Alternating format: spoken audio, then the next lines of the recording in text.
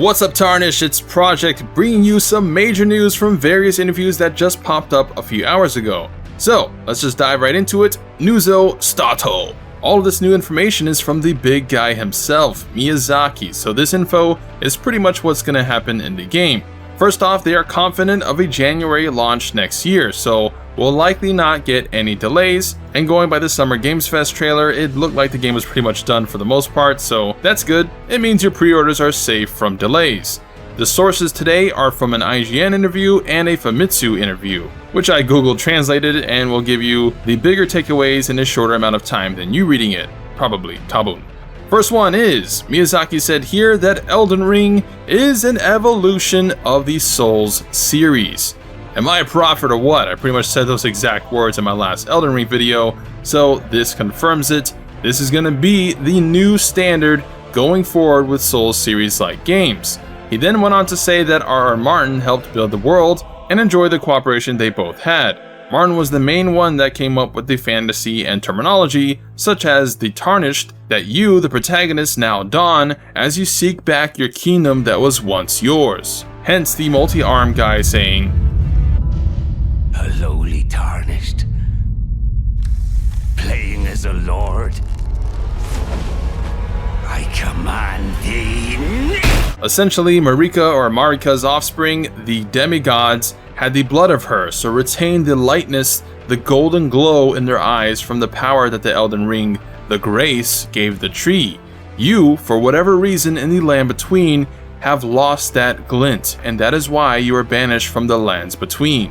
But because of the war, the shattering, the Elden Ring that gave the Eld Tree its power has faded.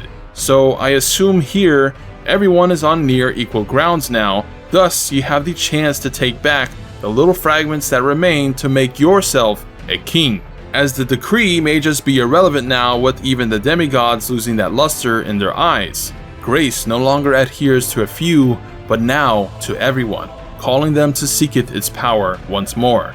This is just some interpretation on my part, however. Google Translate isn't the best, and Miyazaki was still a bit vague in the IGN interview.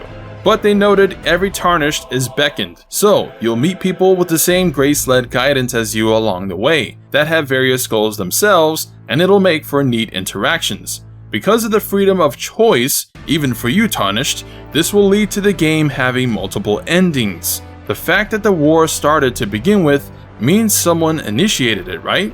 And the power balance likely means whoever is more powerful has access to more of the fragments. Hence a lot of the design themes, or perhaps even demigods, having several arms or fingers, perhaps as a sign that they want more power. And it is thanks to the freedom of the open world that you can dictate how you want to play a playthrough. There is a main route, but you'll be able to go off the beaten path for more discoveries. Apparently there are 6 main domains which are likely guarded by a demigod each. I want to predict there being at least 2 more not within those domains, but essentially you'll be able to tackle them in any order you want. But the lore of the story will be told through these main domains, and it's apparently fairly deep. Now the number 6 was interesting to hear, as the Cyclops in the trailer, his eye has 6, I guess, pupils.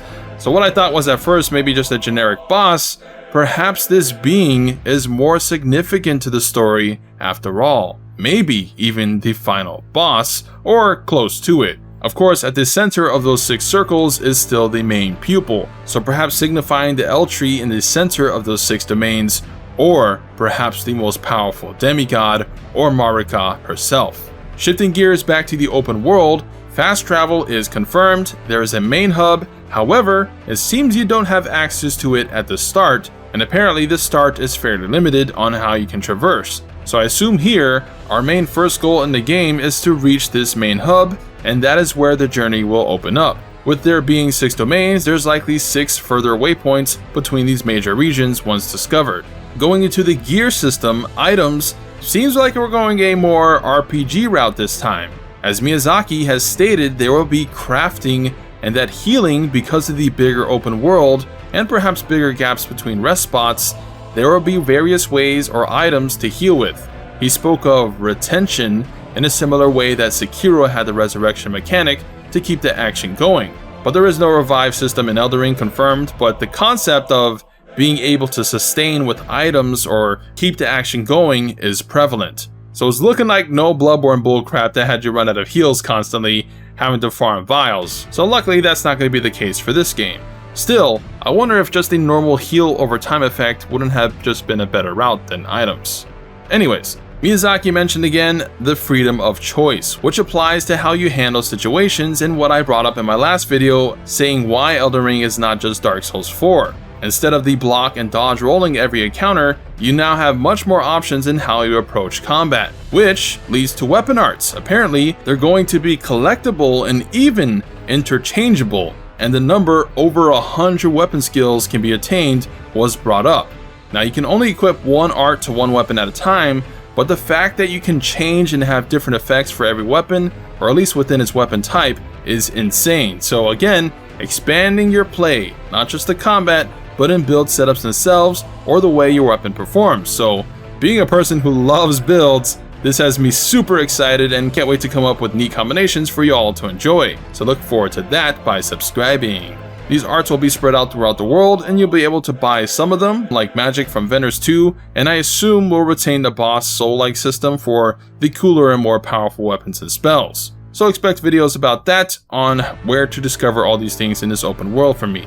Now heading into multiplayer, he has confirmed you can traverse a large portion of the open world and the usual fights more than likely. However, he noted specifically that you will not be able to ride horses together, which that kind of sucks, dude.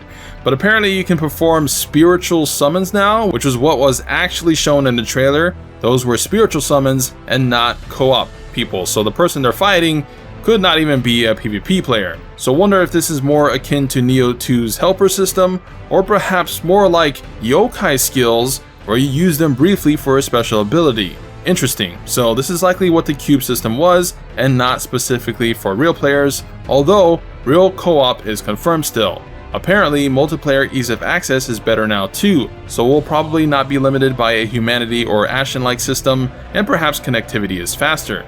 Now, these interviews did avoid PvP, so that was very strange considering while the difficulty of Souls games is a staple to the identity of the franchise, so was its invasion mechanic, so strange they left that out. A Reset Era user that has been leaking info has confirmed PvP a while back, but it seems it's not ready to be revealed just yet. I don't think that's really concerning. Perhaps they did something interesting with it, or perhaps PvP is the last thing they're working on and that's what they're in the process of developing.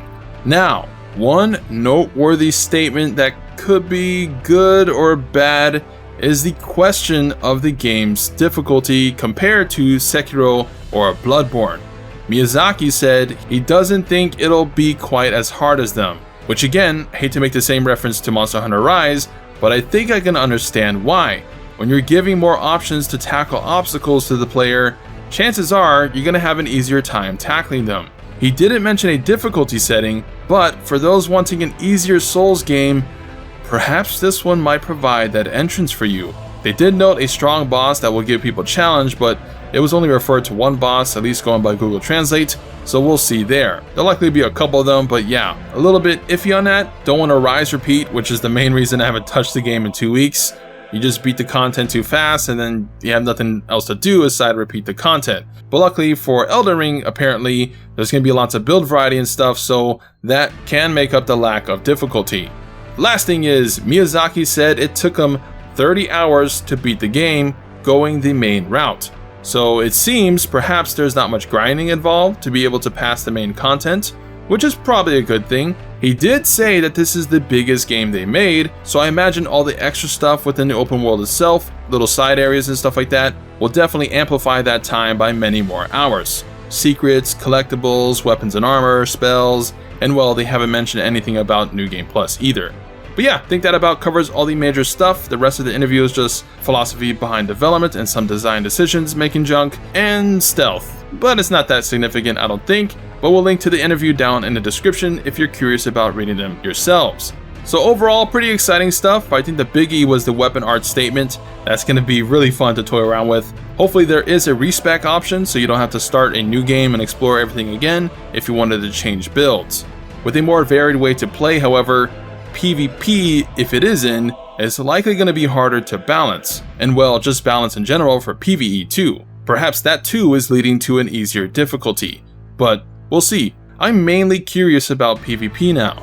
We do have TGS in September or October, which is probably when we'll get a dedicated gameplay showing. But what do you guys think of the latest news? Does it make you more excited for Elden Ring or less excited? Hit me up with those thoughts in the comments below, interview that like button if you liked the video, and subscribe for more Elden Ring news epicness.